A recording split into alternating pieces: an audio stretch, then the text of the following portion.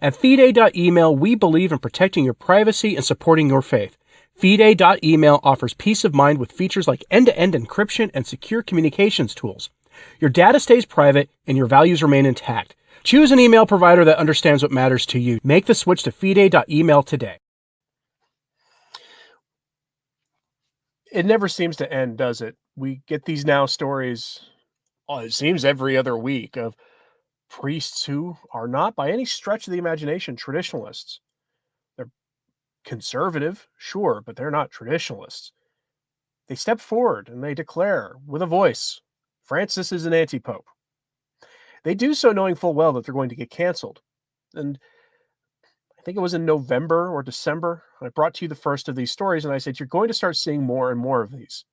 And I was surprised at how right I was. This is not to pat myself on the back. I'd like to be wrong about this, not because I don't want priests to stand up and believe to preach what they believe the truth is, but because there are so many of them starting to do this, that the number of them getting excommunicated for daring to point out what might be the obvious is startling and can be a cause of great scandal, because it's showing just how ruthless the Bergoglians in Rome are. So we're going to talk about that today. But first, I want to show you this. I'm going to start with unequivocally good news that could come with a rather high price if it actually comes to pass. This was shared on X by a Protestant pastor. I don't follow him, but it did come across my feed, and yes, I did see the news story, but I thought this would be the best place to show it. This is a screenshot from a USA Today article. And here's what they say. The reality the James Martin crowd feared is here. We tried to tell you. Again, USA Today being an objective news source. We tried to tell you. This isn't hyperbole. This is Republican legislation.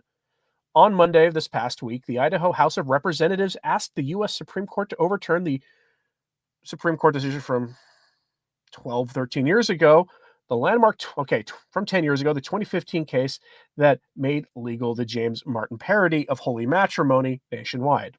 If the Supreme Court takes up the challenge and rules in favor of the Idaho House, it could mean the end of James Martin's unholy parody of holy matrimony in the United States.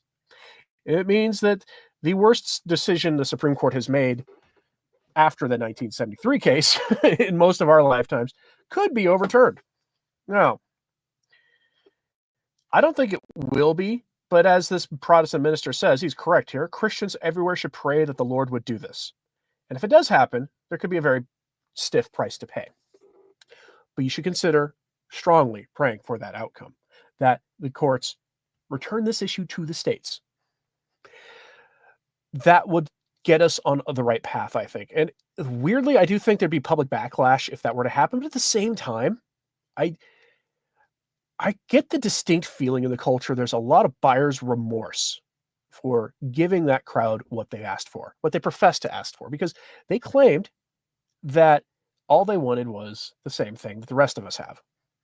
And what ended up happening in the last 10 years was showing that is not necessarily true. Certainly, there's people among that crowd who want to have what they say is access to the same thing everyone else has.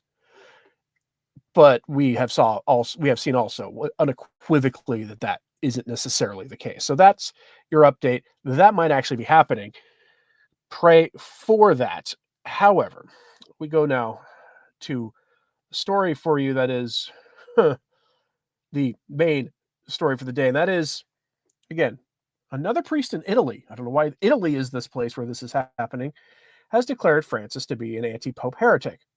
He is a Beneplenist is actually the more correct term for this. As one of the articles we'll go over briefly today, they call him something else, the more the slur term, because they're not hiding their bias here. But a Beneplenist believes one of several things. There's a whole lot of different variations on this, but they either believe that Benedict XVI's resignation was not valid, or that it was purposely not actually a full resignation, or that he may have resigned, but Francis's election to the papacy was invalid because the people who surrounded Francis admitted to essentially engaging in activities at the conclave that invalidated the conclave according to canon law. There's a whole bunch of these different variations on this. about 1,000 different ways, it seems, that you can arrive at Francis as an anti-pope. And in Italy, a number of priests are grabbing onto one of these to a specific version of this hypothesis. We go to Avenir, which is one of the biggest Catholic news websites in Italy. Now, the translation here isn't the best. We'll make it work. So the headline is Diocese of Palestrina does not recognize Bergoglio as Pope, excommunicated Don Santonocito. So this priest, this Father Santonocito, does not recognize Bergoglio as the Pope. Now, this is a mainstream Italian news site. A lot of Americans don't understand why some people refer to a sitting Pope by their birth name. In Europe, that's been the practice going back into antiquity. You find all sorts of references in history to the Pope Sarto, for example, which was Pius X. It's just in America, it just seems weird to us. But so that this is not coming from a place of disrespect. Avenir, I don't think, is a website that's going to sit there and give this priest's position much credence. In fact, you're going to be very hard-pressed to find a mainstream Catholic news outlet that will report on these stories at all, and if they do, to give the priest a fair shake. But this is at least the third case now of this that I can think of in the last 2 months, 3 months now. So here's the article. It's not terribly long. The priest had posted videos in which he declared that Francis is not the Pope. His election to the papal throne is not valid, and Benedict XVI never really renounced the papacy. For this, he was subjected to a canonical trial, and he incurred excommunication latae sententia, meaning automatically. The decree of excommunication concerns Don Natale Santonocito, a priest of the Diocese of Palestrina. The news was reported in a press release from the Episcopal Curia of Palestrina, dated the 28th of January, which he announced that the Bishop of Tivoli and Palestrino, Mauro Parmigiani, declared excommunication to Don Santonocito. This is the same kind of excommunication that Vigano received, an automatic one, and then informed by the relevant church authority that he had incurred an excommunication. Following the excommunication, the priest will not be able to celebrate the Eucharist and other sacraments. He will not be able to receive the sacraments, administer sacramentals, and celebrate other ceremonies of liturgical worship, take an active part in such celebrations, exercise ecclesiastical offices, or tasks or ministries functions. This communication was given by the Episcopal Curia of the Diocese of Lazio so that the faithful exercise a healthy discernment to avoid any form of involvement in the activities proposed by Santonocito and in adhering to his heretical schismatic teachings. Now, curious, on what grounds are they calling it heretical? I understand the accusation of him being a schismatic. I don't agree with it, but I understand it. But heretical, to be a heretic means you have to either knowingly or or unknowingly, depending if you're a material or formal heretic, but reject a teaching of the church. And what teaching of the church is this person rejecting? By saying that Francis is a invalid pope. They never really make that clear. On the 20th of January, with the decree issued at the end of an extrajudicial criminal trial against Don Santonocito, during which the defendant was assured the right to defense for the assignment of an ex officio rota lawyer, the Bishop of Tivoli and Palestrina, Mauro Parmigiani, declared that the priest, pursuant to canon law, has incurred ipso facto excommunication latae sententia, meaning automatically, with the effects and consequences set forth in Canon 1331 of the Code of Canon Law, reads a press release from the Diocese of Palestrina. On December 8th of last year, Don Santonocito circulated a statement contra fidem for schism via social media platform YouTube and Facebook. After a reprimand by the bishop, which occurred on December 9th, on the same date his ministerial faculties were limited as a precaution by the same prelate, while on December 10th, a statement from the Episcopal Curia was distributed to the priests of the Diocese of Palestrina. For information also those of the Diocese of Tivoli, to help the faithful orient themselves in the face of the statements of Don Natale Santonocito. Now, here's the thing about this. Maybe they're going to figure out pretty quickly, now that we're at like priest number 3, who's done this in the last several months, that the harder they come down on this, the higher profile these priests get. They get more attention from this, which then makes some priests and laity, let's be real, laity probably more than priests, but other priests look at what's happened and really start examining questions here. See, in Italy, one of the highest profile figures in all of this debate on if Francis is Pope or not, is Andrea Cioncini. Now, in the Beni Plenist circles, he is a controversial figure for a whole variety of reasons. I'm not going to get into that here. But in Italy, he has a huge following among laity. and apparently now among priests. And so when they excommunicate these priests, they do it so quickly. What happens? The hypothesis gets more attention, and so it spreads. There are other ways they can handle this problem, but instead they're using the blunt force way, which never, ever works. Mara says, join our battle. We Italians were the first to declare that Jorge Mario Bergoglio is not the Pope, Mr. Andrea Ciancini, and Donna Sandra Minutella. Yeah. We have an Italian in the chat. Am I right, Mara? That's at least 3 priests in the last several months. I think I'm right, but I'll be honest with you, I'm not the best with Italian names, and I tend to forget names anyway. But DH says, I've heard the schism carries an intrinsic element of heresy. Maybe, but they don't make that clear. I mean, I guess you could make the case that it's intrinsically denial of the authority of the church or something, the Holy Spirit guiding the church or something. But in this case, if you're going to accuse somebody of heresy for the reason of for schismatic acts, you should at least not make it implicit, but explicit, and say explicitly what is they are guilty of when it comes to heresy. No more ambiguous declarations from Rome, please. Everything must be laid out in the clearest, most elementary language so that people understand it. Traditional Catholics says, if more and more priests make this declaration, what's going to happen? I don't know, but you have to wonder, is there a critical breaking point? Will we reach that before Francis goes to his judgment? I mean, he's 88 years old, right? He's not a young man anymore. Although I remind people that he has access to resources that very few people, even other world leaders, have. He could be around for a decade. I don't think he will be, but he could be. But if we reach that critical breaking point, what happens? Then again, it puts a lot of pressure on the next conclave too, and I don't think that's going to go as well as people think. Jim McD says, doesn't St. Francis' prophecy of a non-canonically elected pope seem to point to the current pope and in a backward sort of way seem to validate him, if it is a Francis, of course. See, that's the thing. Nobody likes when I mention that, but the prophecy of St. Francis of Assisi, he talks about, I've covered it numerous times, but he basically warns on his deathbed of he warns his brothers in the early Franciscan order that there would be somebody associated with their order, essentially, who would be a non-canonically elected pope. And the key word is non-canonically elected pope, meaning he would be recognized as pope, implying that he's valid. Because again, more hinges on the validity of a pope than merely canon law. You're talking essentially about a supernatural office, right? Well, nobody says, I see nothing wrong with this excommunication. This priest should only point out errors, heresy of Pope instead of undermining papacy even more. Francis already does enough of this. Right. So, and you're going to get this kind of back and forth with people. And I don't think this is an invalid position at all. A more cautious approach, because the problem with this is people will sometimes just take what a priest says at face value, which you should normally be able to do, by the way. It's the same way that the reason we talk about the scandals these wicked bishops do is because normally you should be able to trust your bishop and take what they say at face value, and many do. So when you get a bishop or a priest preaching a new gospel, or in this case, declaring the Pope is an anti-Pope heretic, there are people who will just follow without any sort of discernment. And that is a dangerous thing, or it can be. Super chat from Barbara. Thank you very much.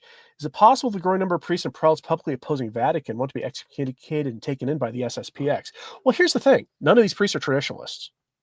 None of these are known for being Latin Mass offering priests.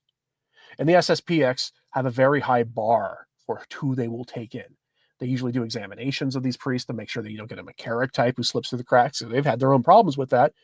They make sure that they're not modernists or crypto-modernists. And even then, the SSPX may not have the resources available for all of them. There are other options. Vigano's organization, but I don't know how Vigano feels about the Andrea Ciancini or any of those groups. And you hear whispers about Vigano's organization not being everything it looks like on the surface. You get a lot of this stuff. So there's a lot of complex dynamics here. I would assume, though, that any priest who goes this route has some sort of safety net for themselves. So I'm going to show you here, though, the most annoying version of the report on this story, and it comes from the Pillar. Usually like the reporting Pillar does, but they're moderate as a matter of policy, you can tell. And so they have a very dismissive tone with this. I'm not trying to tone police them. It's just it just oozes. These guys are crazy language. That's kind of what they do here. So the headline from the Pillar: another Italian priest excommunicated after calling Francis anti-Pope. You're going to see them do something that I find very annoying, and a lot of people push back every time I do this, but I'm about to do it again. Believing that the see right now is vacant because there's a heretic on the throne of Peter does not make you a sedevacantist, because sedevacantism is a very, very specific thing. It is the position that says there has not been a pope since 1958. It means, when you logically think about that, it means that the Novus Ordo Mass is not valid according to sedevacantists. It means that none of the sacraments promulgated after Vatican II are valid according to sedevacantists. It means that your bishops and your priests in the Novus Ordo are probably not valid either, according to sedevacantists, which is a remarkably different position than saying Benedict didn't really resign, or if he did, Francis couldn't be pope anyway because Bergoglio was known to be a heretic even in Argentina. And so we're in an interregnum. There's a marked difference between those positions. But people want to say, well, the see is vacant, so sedevacantism. And that's because they tend to be very dismissive of sedevacantists. Even though sedevacantists actually, the ones who are, I would say, operate with more charity and more restraint, tend to make a very good case for sedevacantism. I still think they're wrong, but they are very good at making the case for sedevacantism. And as such are still Catholics. A lot of people don't believe that, which is weird, especially when you have, the synodalists out there running around pushing an obviously new religion. But here's what the Pillar has to say, because you get a kind of that dripping tone throughout this. An Italian priest was declared excommunicated this month after a December video in which he referred to Pope Francis as an anti-pope. The priest is the latest case in a growing series of Italian priests excommunicated or suspending for rejecting papal authority in recent months. And that is actually Father Natale Santonocito. The Diocese of Palestrina announced in a statement dated January 20th that Father Natale Santonocito, in accordance with Code of Canon Law, has incurred ipso facto excommunication latia sententia. He posted a video on December 8th, which we just talked about, quoting the priest. Benedict XVI did not abdicate by renouncing the munus patrino, i.e. the investiture as pope that derives directly from God, as is expressly required by Canon 332.2. This is part of the Beni Plenist position. Beni Plenist meaning Benedict was the real pope, Francis was not. Rather, Pope Benedict made a declaration in which he renounced the ministerium, the practical exercise of power, and not the papacy, Santonocito added in the video. You've seen this argument made by Dr. Ed Mazda, and Barnhart. I think Patrick Coffin makes this argument. A whole host of people make this argument. And it does then kind of splinter into various detailed positions on it, but this is generally where many of you might be familiar with this argument. And here's where they go. Santonocito's views are widely known as Benevacantism, a portmanteau with the name of Pope Benedict and sedevacantism, the contention that the see of Peter is vacant, the fringe opinion promoted by some prominent social media critics of Pope Francis, holds that his predecessor's resignation was not canonically valid, though this theory has been dismissed by canonists. Other sedevacantists believe the papacy has been vacant since the Second Vatican Council, as they consider the church to have fallen into heresy ever since. End quote.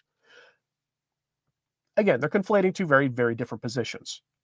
I don't think they're even in the same universe as each other, because many papists go to the Novus Ordo Mass. This is a strictly traditionalist position. None of the priests that have been canceled, as far as I know, are traditionalists. Maybe they know the traditional Mass, but again, knowing and offering the traditional Mass doesn't make you a traditionalist. But none of them, as far as I know, are actually hardline traditionalist priests. They are, in fact, Novus Ordo priests. They offer the new Mass, the new sacraments, believe in Vatican II, think of Benedict as one of the greatest minds in the church, all of the positions that sedevacantists would roll their eyes at and say no to. So don't conflate the positions. They're very, very different. Yeah, they do believe that we are in an interregnum, that there isn't a pope. But again, it's not the same thing. One of the things that's going on here is you see an attempt to suppress any question of really what's going on in Rome, of trying to push the idea that just wait Francis out, it'll be fine. The next pope will probably not be as bad as Francis, even though there's a couple contenders for the papacy who have a very real chance of following him that would actually be worse than him in a lot of ways. They just tell you, don't worry, This is just a bump in the road. We've had bad popes before, and then they repeat black legends about Alexander VI and things.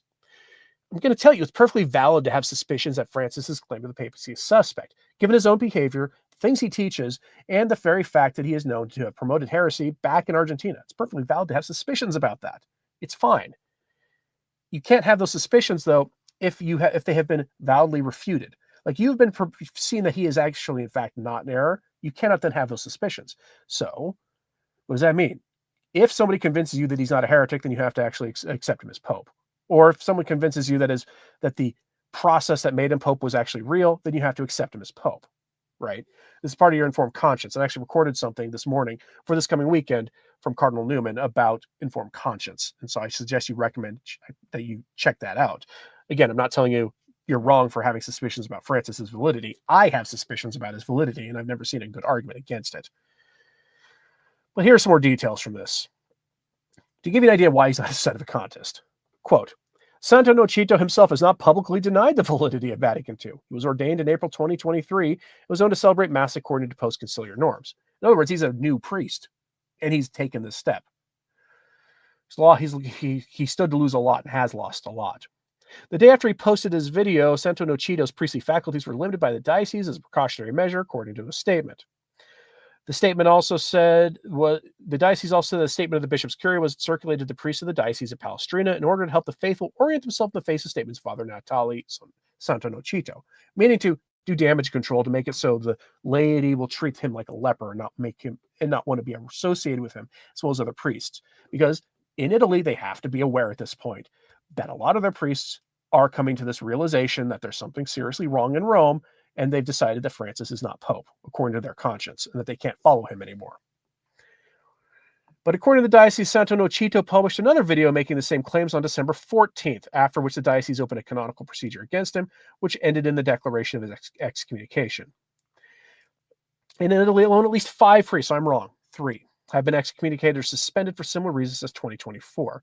Of course, they're counting Vigano among that. On January 1st of last year, the Diocese of Livorno announced the excommunication of Father Ramon Guidotti after he said in a homily that Pope Francis is not the Pope and that he is a usurper.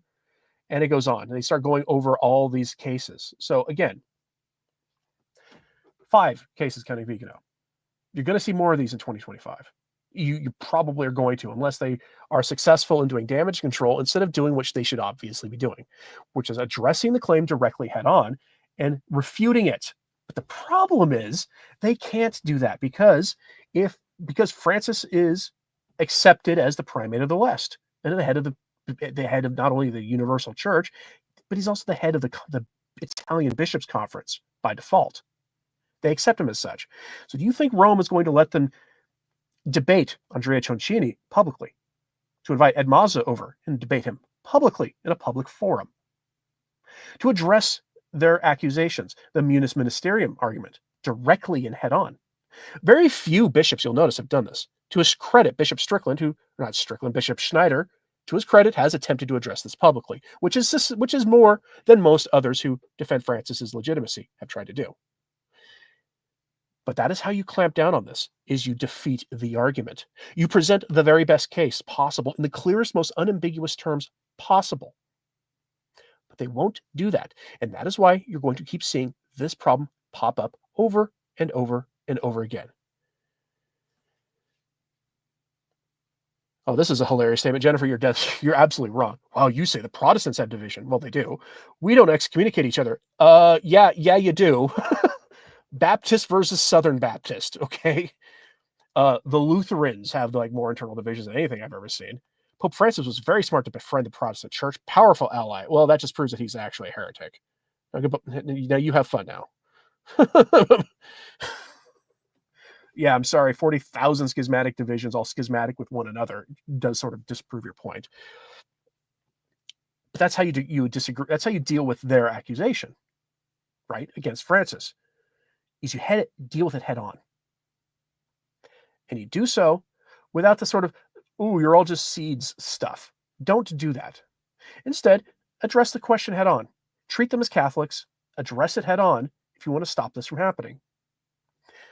But they can't do that because that necessitates something that none of them want to do. and that is to look at the things Francis says. And if you do that, you begin to run into a problem. How can a Roman pontiff teach the things that Francis does? How can he promulgate documents like Amoris Laetitia and Fiducia Supplicans? How can he say the footnotes in Amoris Laetitia that are clear heresy are what the church teaches? How can he do that if he's valid? They can't go there. Their best minds can't square the circle. One of the best minds in the modernists today is Cardinal Robert McElroy. I don't like the man. I respect his intellect, though. He is truly, potentially one of the most dangerous figures in the church in terms of his intellect. If you've read the things he wrote in America Magazine and the National Catholic Reporter, you should take him seriously. They could put him in charge of the repudiation of this position. But they won't, because if they were to address this head on, not only would they have to answer the questions about Francis, it would give a spotlight to those questions. It would give the Ed Mazas and Ann Barnharts and Andrea Cioncini's of the world a spotlight. And that is the thing they don't want beyond anything else. And so they just excommunicate these priests. 5, counting Archbishop Vigano, since January 1st of last year. And I think you're going to get probably more than that this year. This seems to be a snowball. It's picking up steam as it rolls down the hill. All right, folks. If there's any thoughts on this in the comments, please? Yeah, Amza, somebody did bring up the prophecy of St. Francis of Assisi a few minutes ago, and I have hinted before that we might be seeing the fulfillment of that one. We won't know for sure until Francis is gone and what comes next. But it's one of those things that just sort of loom large over this. Some people deny the validity of that alleged prophecy. We'll see. I tend to think it's the real deal, though, because it's been around. It's been floating around in books and things for decades at this point. All right, folks. Thanks very much for tuning in today. And as always, please pray for the church and for everybody we spoke about in this live stream today. We're not here to stir up your ill feelings towards individuals in the hierarchy or whatnot. Pray that these priests have the clarity of thinking that is needed to navigate these waters, that they're not making a heinous mistake, and that the bishops overseeing them in Rome address these issues head on, and for the truth ultimately to emerge. As always, again, pray for the church. I'm Anthony Stine. Ave Maria.